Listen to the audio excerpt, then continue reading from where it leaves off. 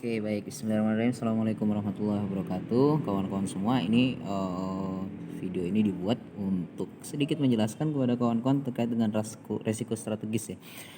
Kemarin penjelasan dari teman-teman yang presentasi hanya sebatas memberikan slide ini dan tidak mencoba menjelaskan lebih dalam terkait resiko strategis. Nah, takutnya saya tidak tersampaikan secara komprehensif, sehingga saya buat video ini untuk kawan-kawan tonton saja dan coba untuk digali lebih dalam terkait hal ini gitu ya. Risiko strategis ini saya gunakan slide-nya kawan-kawan yang kemarin kawan-kawan buat, dan saya akan tambahkan sedikit materi yang ada di dalamnya gitu ya.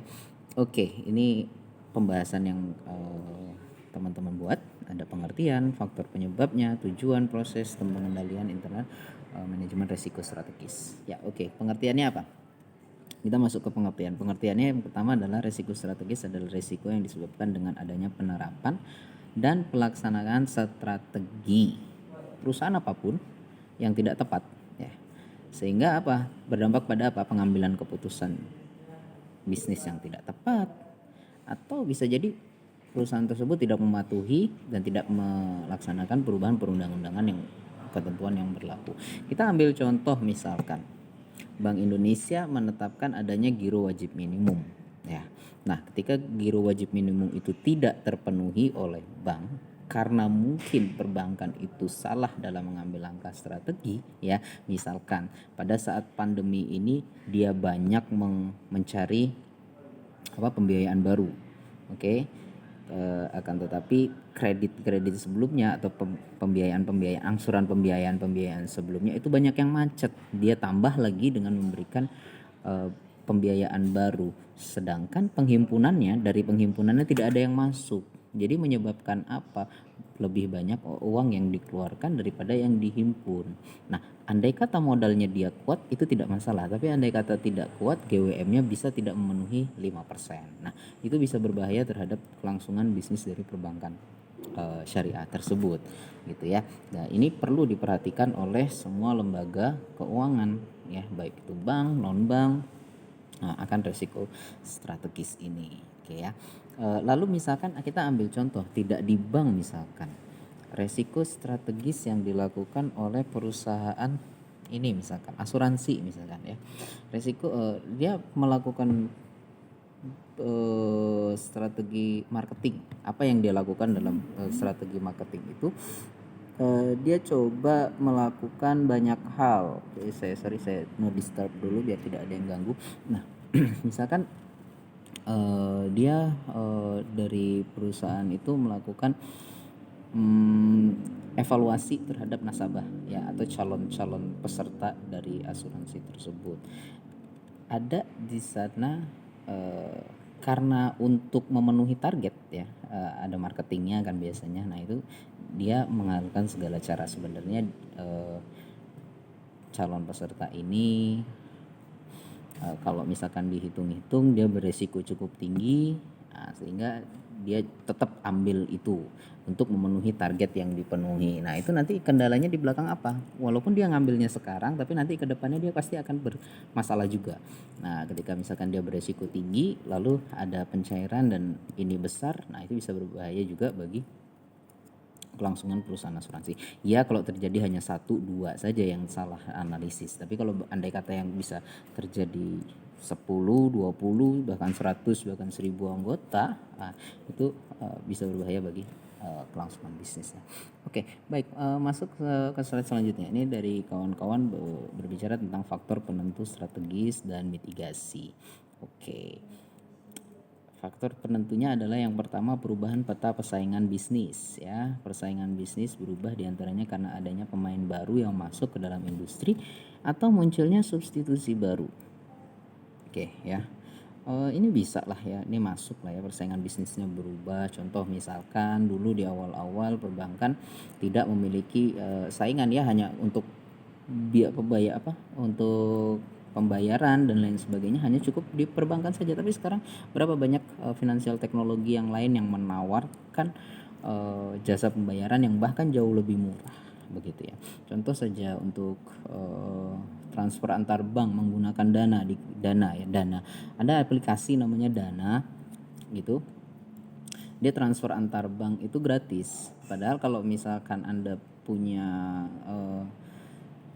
bank apa, misalkan contoh BNI gitu, Anda mau transfer ke BRI, dia kena potongan 6.500. Nah, ini adanya munculnya pas pemain baru, ya mungkin tidak pemain baru, tapi munculnya substitusi baru yang bisa merubah strategi apa yang dikeluarkan oleh perbankan untuk melawan finansial teknologi. Bukan melawan sih, untuk bersinergi lah ya, bersinergi dengan finansial teknologi itu tersebut. Lalu adanya faktor penentu resiko. Menurut teman-teman, adanya bank Islam baru yang masuk ke dalam industri maupun munculnya substitusi baru seperti yang saya jelaskan tadi. Oke, baik. Nah, yang selanjutnya adalah kurang tepatnya perumusan strategi. Ini maksudnya apa? Perumusan strategi yang kurang tepat, dampaknya akan menjadi bahaya seperti yang saya coba tadi jelaskan kepada teman-teman, bahwa kalau misalkan dia tidak mampu menjalankan strategi ya, atau paling tidak mengikuti apa yang terjadi perkembangan saat ini, dia bisa kolaps ya.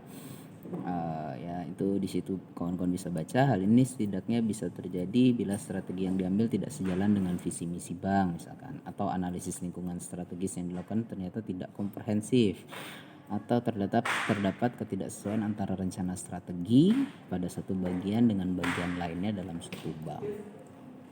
Contoh misalkan kawan-kawan ingin mencoba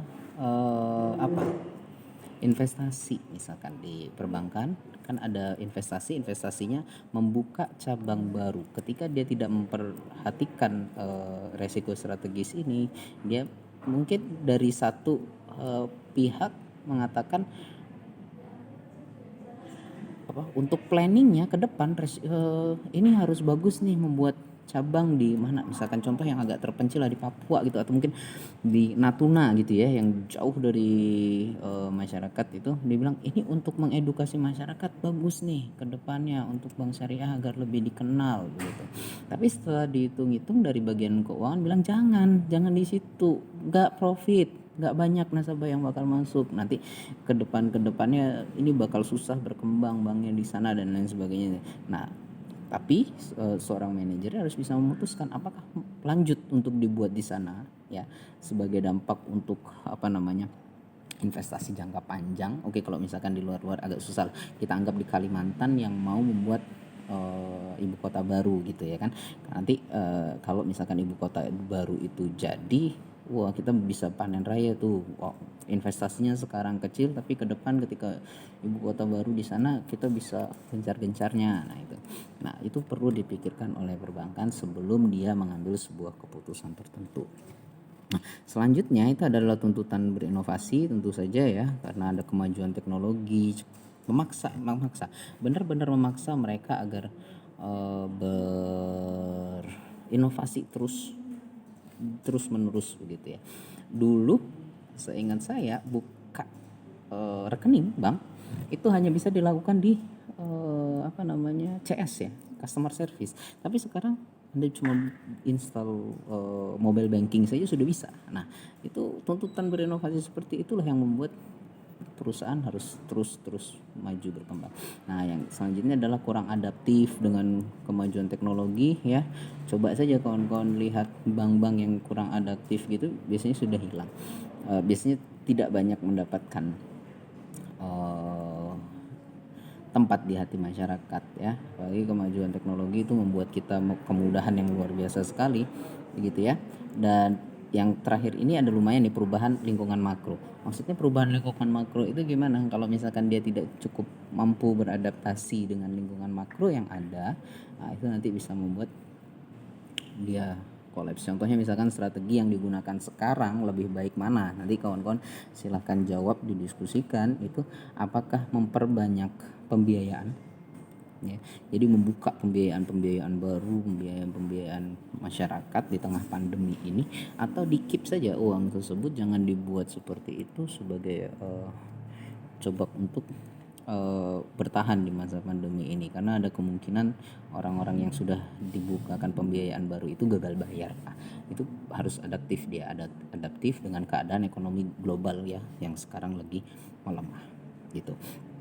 Lalu selanjutnya, tujuan dari manajemen risiko strategis itu yang pertama melaksanakan dan mengevaluasi strategi yang dipilih secara efektif dan efisien, mengevaluasi kinerja, meninjau, mengkaji ulang situasi serta melakukan berbagai penyesuaian dan koreksi jika terdapat penyimpangan di dalam pelaksanaan strategi, senantiasa memperbarui strategi yang dirumuskan agar sesuai dengan perkembangan lingkungan eksternal, senantiasa meninjau kembali kekuatan, kelemahan, peluang dan ancaman bisnis yang ada, dan senantiasa melakukan inovasi atas produk agar sesuai dengan selera konsumen. Ya, ini saya rasa sudah cukup jelas begitu ya kenapa dia melakukan ini. Dan satu lagi yang perlu diingat, manajemen risiko itu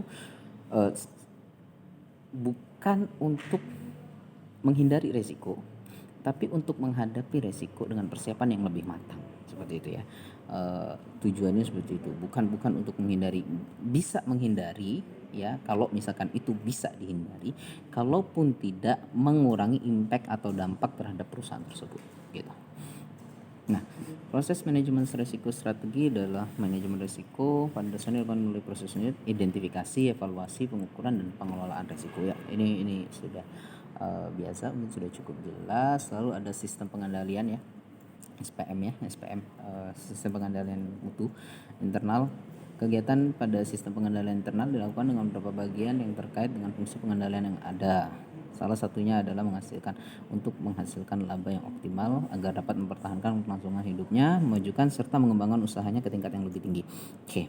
Karena salah satu tujuan perbankan itu ya profit ya. Memang kita nggak bisa menafikan itu bahwa perbankan itu salah satu tujuannya adalah profit, walaupun juga ada di sana nilai-nilai, kalau di perbankan syariah ada nilai-nilai sosialnya.